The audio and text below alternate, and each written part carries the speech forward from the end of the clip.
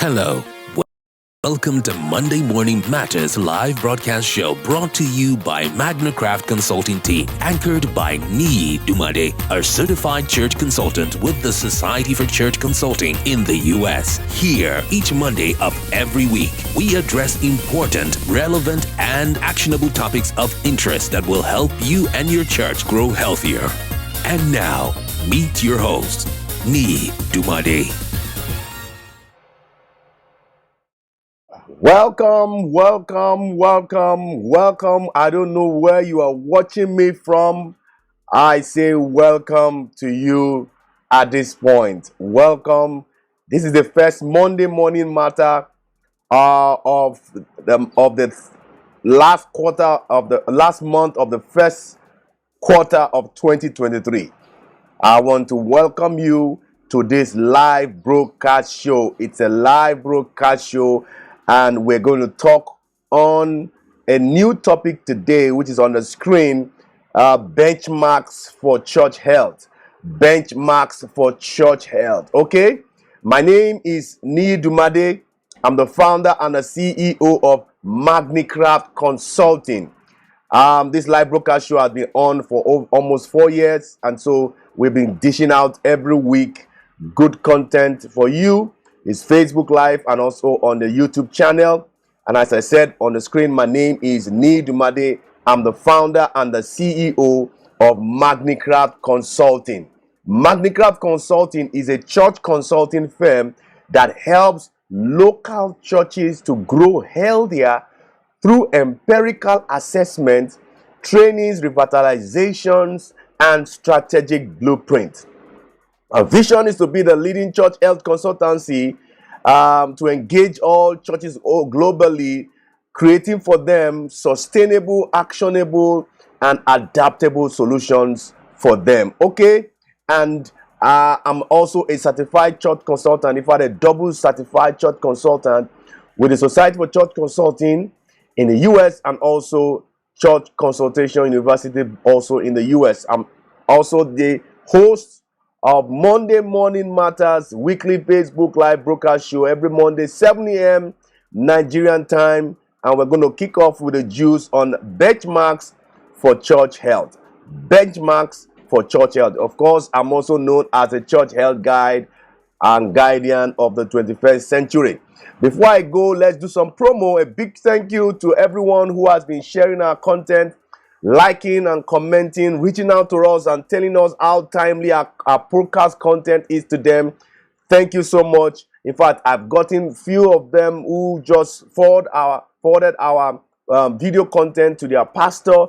And some of them are also engaging with me on how to see to deliver the consultancy services to them as a church. So please feel free to engage us, and that will turn the story of the church around as much as possible. Let's do some more promo. As I said, we're going to do more of benchmarks for church health. Benchmarks for church health. One of my mentors, a good friend, a fantastic friend, Dr. Tom Rayner. Dr. Tom Rayner has over 40 years experience. He's a fantastic church consultant. He's doing quite a lot in the church consulting space. And for Africans, for Africans who want to become church consultants, please, you love the church, you want to help the church, you want to help your own church, you want to create a side gig for yourself, reach out to me. A few of them have already engaged, they're already on the way. A few of them also are already certified. Please chat me up on any of our social media handles on how you can become well-trained, certified church consultant to help your own church. You might want to learn some of these things to help your church or help other churches. I've had one of the students who want to plant a church, and he told me, he said, Pastor Niyi, what I'm learning right now is going to help me in planting a church well, planting a healthy church for that matter. So reach out to us and let's see how we can give you a massive discount on some of the trainings that will make you certified as a church consultant. Yeah, I've got a very good book on church retention.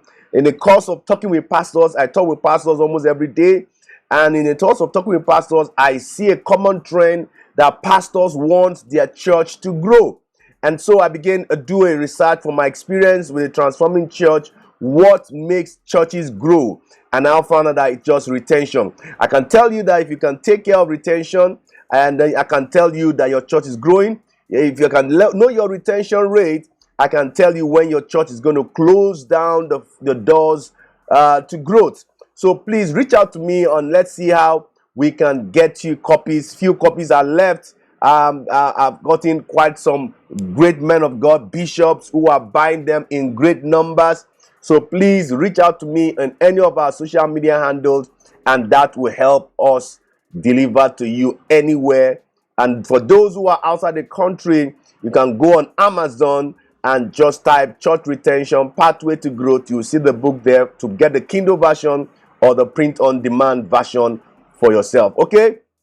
So let's go to the choose of the day, benchmarks for church health. Some of the things you're going to be hearing today will be applicable to any church, anywhere, all over the world. Whether you are in Afghanistan, you are in the US, you are in South Africa, you are in Russia, you are in Asia, Europe, South America, in Africa, anywhere, there's a universal principles for church existence. We understand that the environment that you are in was also important to determine the kind of context you are saying. So some of the things I'll be sharing will be universal in nature. So a healthy church worships God in spirit and in truth. A healthy church is headed by Christ himself, who is the head of the church. And so you can't have parallel two heads, so to say, where you have Jesus as the head of the church and then someone else who is also the head of the church. And what is the instructions given by the head of the church? The instructions given by the head of the church is just two great commandments, two great instructions. One is the Great Commission, and the second one is the Great Commandment. I know pastors, we already know some of these things, so that's why sometimes I don't go into some really details, or as if I'm talking to a novice. So I want to believe that at least you have an understanding of what the Great Commission is. The Great Commission is to go into the world to preach the gospel to the nations, and to also make sure they are also becoming disciples, and those disciples are also making other disciples. And the Great Commandment is for you to love your God with all your heart, with all your soul, with all your mind. And the second, who is the addendum to that great commandment, is to love your neighbor as yourself. You see, one of the things that is dying in our world today is empathy. People are not regarding their neighbor as their self. Okay, so those two great instructions by the head of the church are very important, because any gathering of people coming together like a church, okay, will require that the leader of that church be concerned and to be on top of the game in terms of church health status. Because if you are not concerned, if you are not on top of the game and as regards the church health status of that church you are leading, there's a high chance that that church is going to head into an unhealthy path that you will not be proud of. Ultimately, the benchmarks for church health should reflect your vision, your values, your missions, your vision framework of the church, as well as the unique needs and the context of the community that the church, where the church is located or where the church is serving. One of the books I would recommend at this point, a very fantastic book. He is retired from pastoring. I love the man so much. His name is Rick Warren. Rick Warren wrote a book, and that book was a bestseller for many churches, and many churches have been helped greatly by that. How will I put it? They've been helped by that book, and that book has helped many churches to become healthier and to fulfill purpose. And the book is Purpose Driven Church. So please, if you have not read that book, you are a pastor, you are leading a church, please make sure that you read that book. It talks about the purposes of the church, and that's taken from the early church. I usually say this almost every time, that the descriptive nature of the early church is the prescriptive features we want to see in today's church. And so what we just added in the Society of Church Consulting is just prayer. Okay, in that book they talked about worship, fellowship, discipleship, evangelism, ministry, but then we added prayer because prayer is very crucial, from Acts chapter 2 verse 42 to 47. Okay, one of the things I will say quickly is that we fail more often because we solve the wrong problems. And that's why I want to admonish that every pastor should engage a consultant so that you make sure that you are solving the right problems. You see, your church is going to get worse when you are solving the wrong problems. Your church is going to get deteriorating when you are solving the wrong problems. You see, there's nothing that will come out as a leader when you are solving a problem. So we fail more in life, in leadership and management, often because we solve the wrong problems. And that's why it's good to get a consultant who is not part of the politics of your church, who is not part of the gimmicks that's going on in your church, and then come to give you a professional and objective perspective. Because when we get the wrong solutions to the right problem, it's also worse. But what we are trying to say is that we fail more often because we've solved the wrong problem than because we get the wrong solutions to the right problem. So one thing is, you have the wrong problem, you are solving a right. You have a wrong problem, you are trying to solve the problem, and then we have the right problem and we are trying to use the wrong solutions to solve the problem. So the thing is, you might think getting an in-depth church consultation assessment is expensive, but I can tell you that you can spend more than that doing trial by error to know what is the right problem.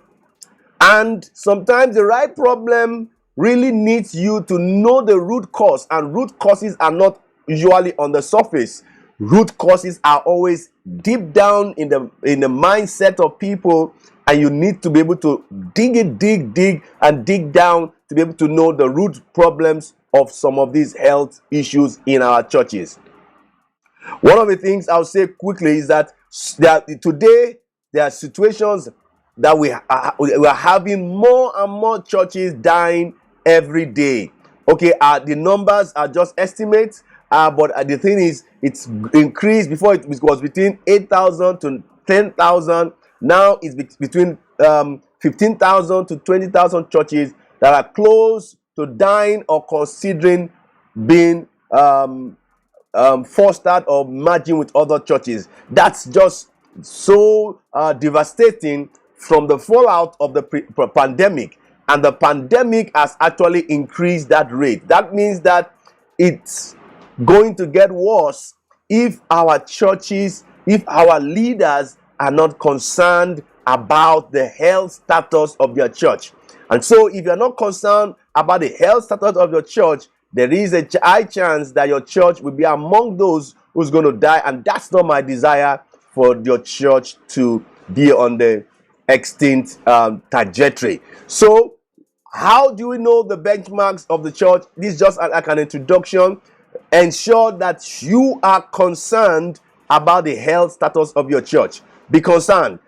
Also, make sure that you are not solving the wrong problems, because sometimes solving the wrong problems might aggravate the problem. So make sure that you engage a church consultant to get to know the right problem with the right solutions to make sure that you have the right results. Sometimes we solve the wrong problems and solving the wrong problems can be frustrating, killing the momentum towards us achieving church health. Okay, so I'm going to wrap it up here so that we can finish up in 20 minutes. Next Monday, we're going to go dive into the issues that are benchmarks for church health. But please don't hesitate to reach out to us to see how we can help you become healthier. We can help you calculate all this data, both quantitative, both qualitative, to help you make decisions to help you make the quality decisions that will move your church from where it is to a better health status as it is. Okay, so we're going to continue next week Monday. I'm going to do that in the next subsequent 3 Mondays. But the thing is, what I'll be saying will revolve around all these church functions, okay, where we talk about prayer, ministry, evangelism, discipleship, fellowship, worship, and then the downside of the fishbone diagram, which is strategy, structure, leaders, outreach, onboarding, and resources. You see, one of the things is we also know how to diagnose a church, do a kind of in-depth assessment to know which area of all these 12 areas that are showing on the screen that are either healthy or unhealthy, that are either strength or weaknesses, or opportunities and threats.